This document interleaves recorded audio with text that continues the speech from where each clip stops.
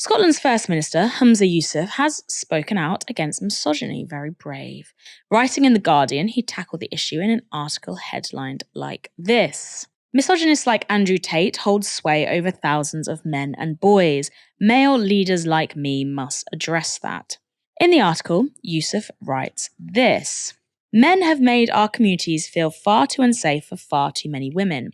As First Minister of Scotland, but more importantly, as a father of two girls, this is not a situation I'm prepared to simply accept. Let's be clear, this is not a situation unique to Scotland or the UK. Women and girls the world over are suffering due to the actions of men. Barely a week goes by without a distressing report in the newspapers or on our television screens about a woman being the victim of harassment, stalking, abuse, violence, rape, or murder. The situation facing women and girls across the world terrifies me.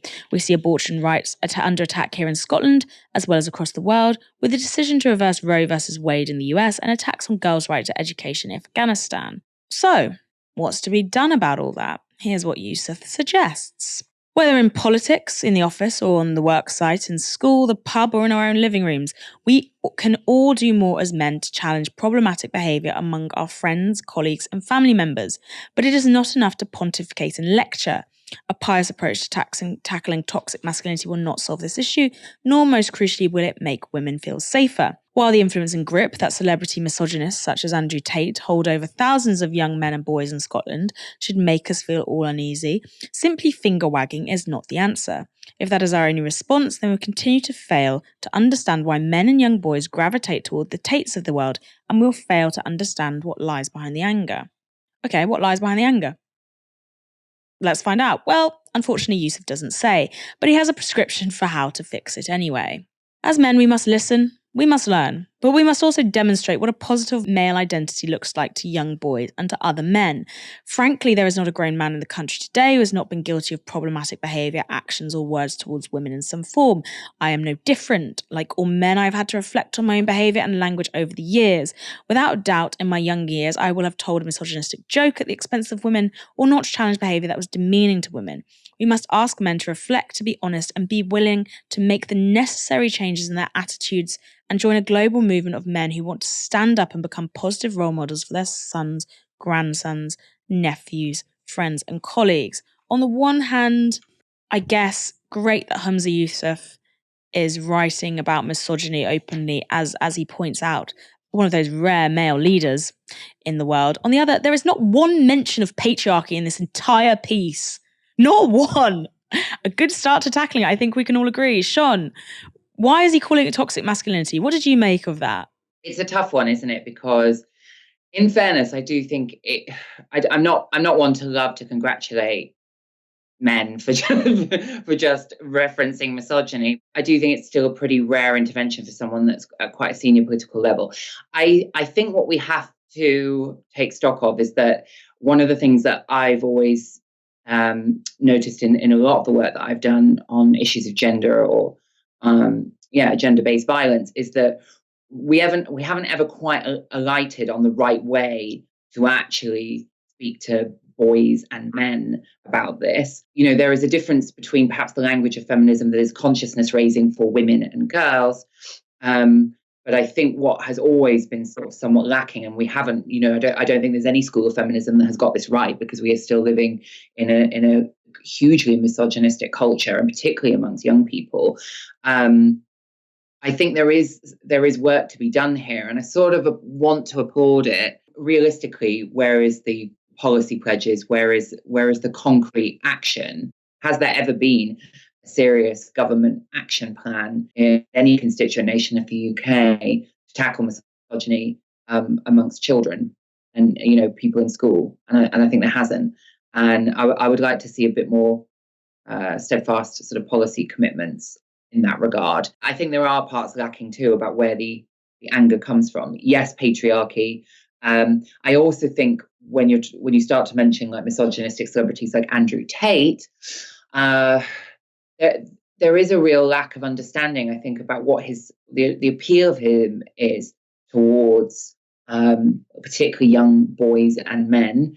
A lot of his fans are teenagers, and I think that is a huge problem that probably is going to be quite uncomfortable for a lot of adults, because it's not as simple as just saying essentially a male child is just a misogynist and condemning him. You're going to have to understand the society that produces the kind of attitudes towards women that make someone like Andrew Tate attractive. And that is going to go much deeper and take generations.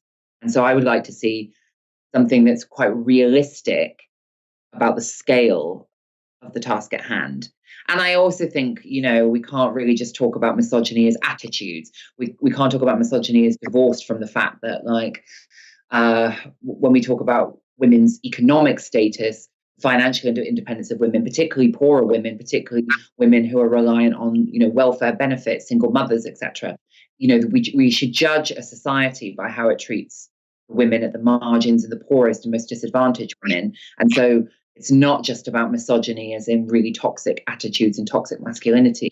It's also a little bit of socialist feminism in there that we need to talk about how we might liberate women economically. And I think, I'm not sure that SNP First Minister is that interested in that conversation. Yeah, I have another question for you, but I just wanted to say that I think someone like Andrew Tate, he tells young men they're worms. He tells them that they are nothing unless, and they will only be something if they begin to partake in the total domination of people around them, whether that's other men or that's women. Women are sort of collateral in it. And I think that what he speaks to and what the gap, the void that he fills is a knowledge that young men, young teenagers have, that patriarchy emotionally castrates them, that it forces them into certain shapes. And they know there's something wrong with this. They know that there's a spiritual void at the heart of patriarchy. But because we don't have the language and the widespread knowledge to interrogate that and try and turn, masculinity from something that is just synonymous with patriarchy into what I would call a feminist masculinity, someone might want to call it humanist masculinity, another form of masculinity, the positive type of masculinity, so that masculinity isn't just coded as this, patriarchal thing, because they're separate concepts altogether. Instead of that, then we don't have the sort of widespread language of that, we don't have the widespread programs of that, we don't have the alternatives. So what people are given is this like really, I guess, militaristic, dominant, patriarchal form of masculinity. And Andrew Tate says, double down. You feel bad, don't worry. If you double down, you can push through and you will feel fine. That is what he's giving, because we don't have these alternatives there. Because I would say feminism has failed to properly address what positive masculinity could look like, because we've been afraid of it for so long. Maybe I've read too much bell hooks. I don't know. I would also say with Humza Yousaf, do you think there's other motivations behind writing this? Obviously, in Scotland at the moment, there is massive sort of chatter about gender. You've got the very large gender critical brigade looking for any excuse to call anyone a misogynist who supports the rights of trans individuals. Do you think this is him trying to reframe that conversation completely and say, well, let's focus on like actual misogyny over here? I did think it was interesting that he didn't mention trans women within this piece, when that's obviously such a large part of misogyny we see nowadays. Well, to quote Cardi B, Moya, I'm glad you brung it up. I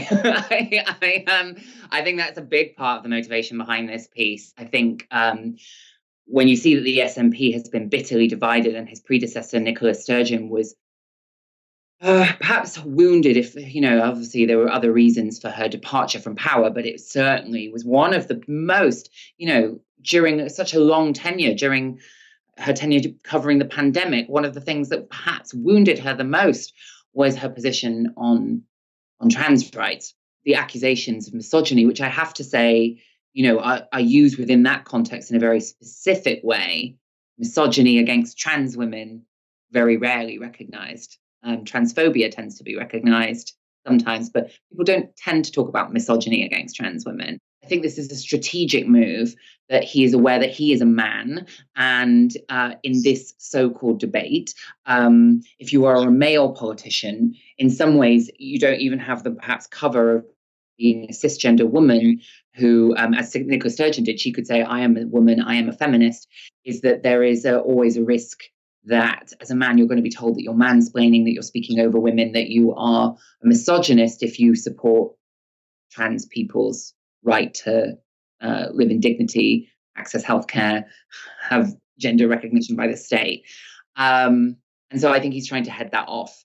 I think he's trying to get ahead of that by being proactive as a sort of male feminist politician. Is it a little bit self-serving? Sure. But I can sort of understand why, if you were him, you would do this, because all politicians are trying to find a way around a debate that the terms of which are so bad faith that they do suck up a lot of airtime. And I would like to see some follow-up, some real commitment to this. But I do have to question whether or not this is, in fact, more about his reputation and a defensive move against attacks from gender-critical voices within the SNP.